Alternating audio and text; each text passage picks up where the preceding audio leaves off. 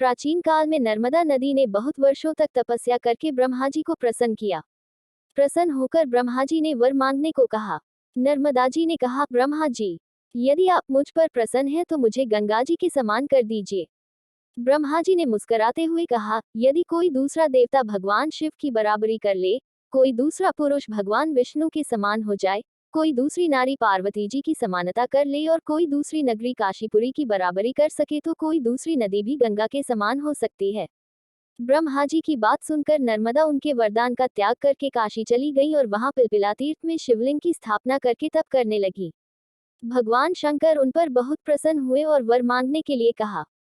नर्मदा ने कहा, भगवान, तुच्छ वर मांगने से क्या लाभ, बस आपके चरण कमलों में मेरी भक्ति बनी रहे।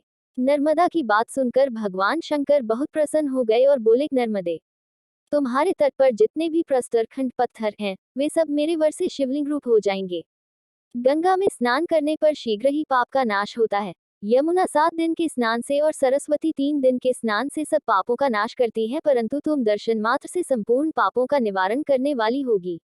तुमने जो नर्मदेश्वर शिवलिंग की स्थापना की है, वह पुण्य और मोक्ष देने वाला होगा। भगवान शंकर उसी लिंग में लीन हो गए। इतनी पवित्रता पाकर नर्मदा भी प्रसन्न हो गईं। इसलिए कहा जाता है, नर्मदा का हर कंकर शंकर है।